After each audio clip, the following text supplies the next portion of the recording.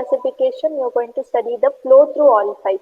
So for that, we will consider the tank which is fitted with a circular orifice.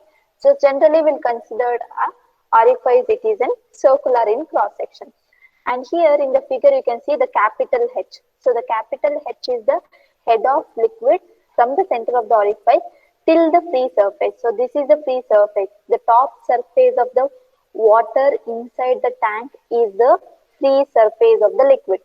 And after that, so the liquid will flowing through the orifice forms a jet of a liquid, so whose cross-sectional area is less than that of the orifice. See what happens, you can see in the figure. So here, once the orifice is provided on the one side of the tank, water will flow through this orifice.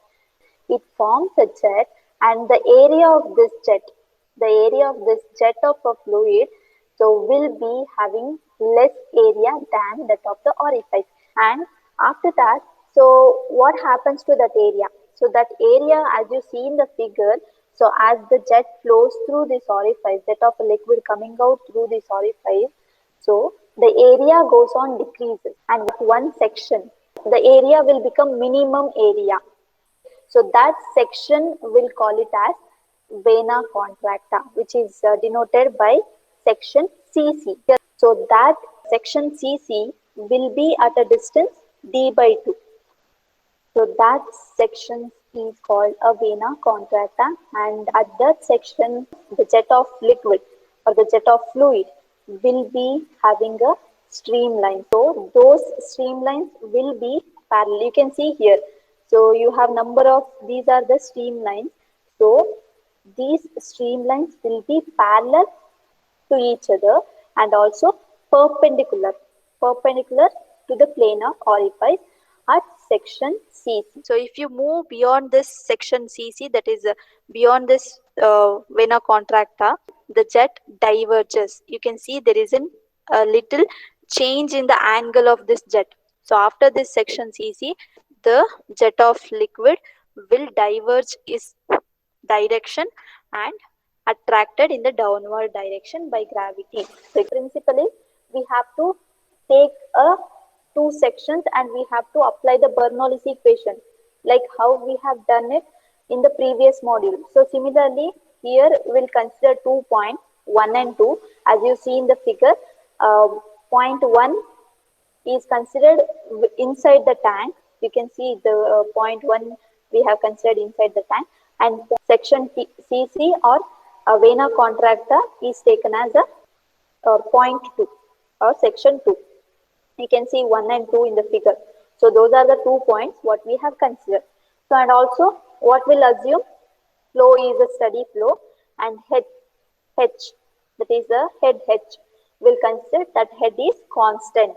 Now what we have to do is we have to apply the Bernoulli's equation at point 1 and point 2.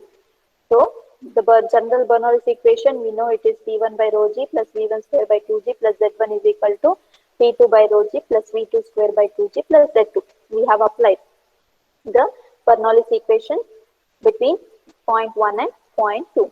So here, so as you see in the figure, point 1 and point 2 are at the same level.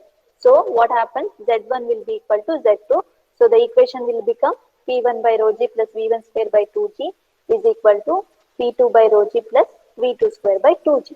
So now pressure head at section 1 or at point 1, P1 by rho g is equal to H head.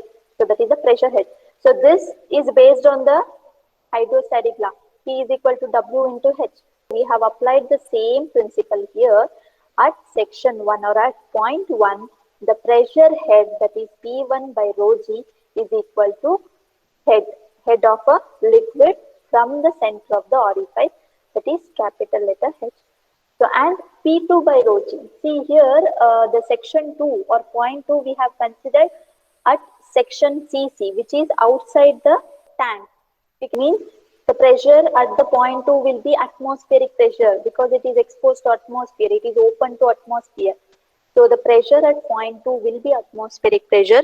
We know we usually take the atmospheric pressure as 0. In the manometers concepts also, we have taken the same principle. So P2 by rho g will be 0. See, V1 is very small compared to V2 because so the area you can see the orifice is just a small opening. Okay, the diameter is very less compared to the tank area. You can see that there is a difference, the size difference between the tank and the orifice. So the area of the tank will be more compared to the area of the orifice. So that's why the velocity of point 1 will be very smaller compared to the velocity at point 2. Okay, V2 will be more. Even you can see generally if you can think, so water will be flowing with a high force. So if you provide a small opening, so V1 is very small compared to V2. So now you can substitute all these parameters for this equation, that is P1 by rho g plus V1 square by 2g. So is equal to P2 by rho g plus V2 square by 2g. So what happens as V1 is small, you can neglect that V1 and P1 by rho g is h and P2 by rho g is 0. So you will get only h is equal to V2 square by 2g.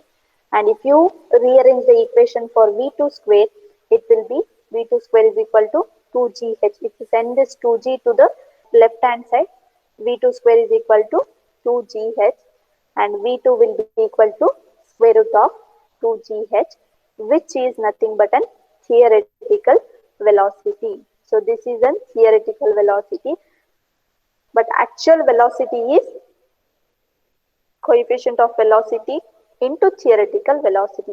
If you multiply the coefficient for the theoretical velocity, you will get the actual velocity.